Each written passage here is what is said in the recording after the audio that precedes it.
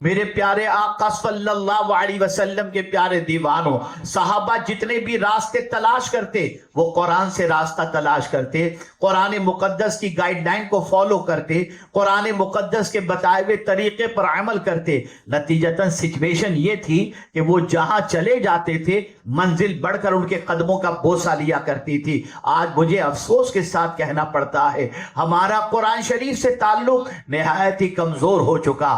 ہم نے رسمی طور پر جس طریقے سے نماز ہم رسمی طور پر ادا کرتے ہیں، عمرہ رسمی طور پر کرتے ہیں، حج رسمی طور پر کرتے ہیں، ماہ رمضان بھی رسمی طور پر ہم مناتے ہیں، اسی طریقے سے میرے پیارے آقا صلی اللہ علیہ وسلم کے پیارے دیوانوں، ہم قرآن مقدس سے تعلق بھی اپنا رسمی طور پر کیے ہوئے ہیں، ورنہ یہ کتاب انقلاب ہے۔ اس کتاب نے نہ جانے کتنوں کی زندگیوں میں تبدیلیاں پیدا فرما دی۔ اس کتاب کے حوالے سے ہر مسلمان کا عقیدہ ہے کہ اس کے گھر اللہ نہ کرے کسی کی میت ہو جائے تو پہلے اہتمام کیا جاتا ہے قرآن خوانی کا، وجہ وہ جانتا ہے کتاب اتنی طاقتور ہے کہ زمین کے اوپر اس کتاب کو پڑھا جائے اور اس کا ثواب زبان سے پہنچایا جائے تو قبر کے مردے کو اس کتاب سے راحت نصیب ہو جاتی ہے۔ میں پوچھنا چاہتا ہوں، یہاں تک تو عقیدہ تمہارا درست ہے اور صحیح ہے کہ قرآن پڑھ کر مرحوم کو ایصال ثواب کیا جائے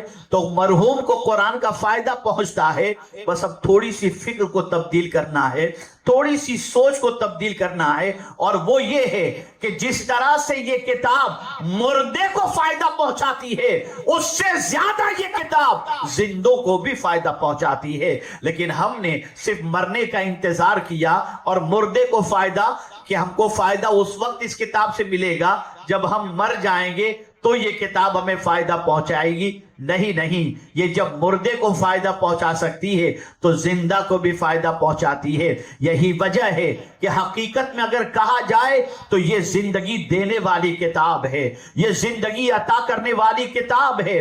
جس نے اس کتاب سے اپنے رشتے کو مضبوط کیا، اس کتاب نے اسے حیات عطا فرمائی، اس کتاب نے اسے زندگی عطا فرمائی۔ اور یہ بات اچھی طریقے سے ذہن میں محفوظ کر لیں کہ اگر کوئی قرآن سے راستہ تلاش کرنا چاہے تو قرآن اسے راستہ دکھاتا ہے، قرآن اسے منزل مقصود تک پہنچاتا ہے، قرآن اس کے پرابلم کا سولیوشن عطا فرماتا ہے۔ یہ قرآن نصیحت کی کتاب بھی ہے، یہ قرآن شفا کی کتاب بھی ہے، یہ قرآن روشنی بھی ہے۔ اللہ اکبر! آپ ذرا اندازہ لگائیں، اللہ عز و جل نے اسے روشنی فرمایا۔ کیا فرمایا؟ یا ایھا الناس قد جاءکم برہان من ربکم وانزلنا الیکم نورا مبینا۔ اللہ اکبر! اسے نور مبین فرمایا گیا۔ ایسی روشنی عطا کرتی ہے کہ اگر قرآن کسی کے پاس ہو، اندھیرے میں پڑھتا چلا جائے، اللہ اسے روشنی عطا فرما کر راہ نصیب فرما دے گا۔ میرے پیارے آقا صلی اللہ تعالی علیہ وسلم کے پیارے دیوانوں، اسی قرآن سے بہتوں نے راستہ حاصل کیا۔ کیا یہ سچ نہیں ہے کہ بہتوں کے سینوں میں ایمان کا نور جو جگمگایا ہے اس کے اندر اس قرآن کا بڑا دخل ہے؟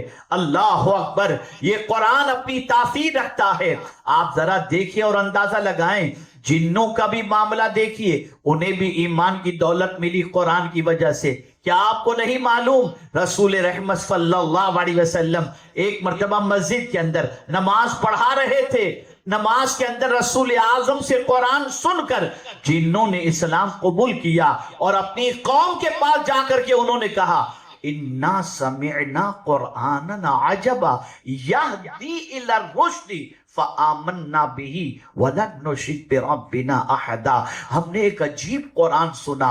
اللہ اکبر! اب اس قرآن کی خاصیت بتا رہے ہیں، یہدی الی الرشد، یہ سیدھے راستے کی طرف ہدایت کرتا ہے، یہ رہنمائی کرتا ہے، اور اس کی رہنمائی کی وجہ سے فَآمَنَّا بِهِ، ہم اس پر ایمان لے آئے۔ اب قیامت تک ہم کسی شرک کے اندر گرفتار نہیں ہوں گے۔ پتہ چلا یہ کتاب ہدایت عطا فرماتی ہے۔ اس کتاب کی وجہ سے دنیا میں بہت بڑا انقلاب آیا، بہت سواروں نے اس کتاب کے ذریعے اپنے مستقبل کو تابناک کیا۔ انسانوں کی شناخت اگر آپ کو چاہیے، اس کتاب سے انسانوں کو پہچانو، اس کتاب سے انسانوں کی فطرت کو پہچانو، اس کتاب سے عبادت و ریاضت کی عبادت و ریاضت کے بارے میں جانو، اس کتاب سے تجارت کے اصول کو سمجھو۔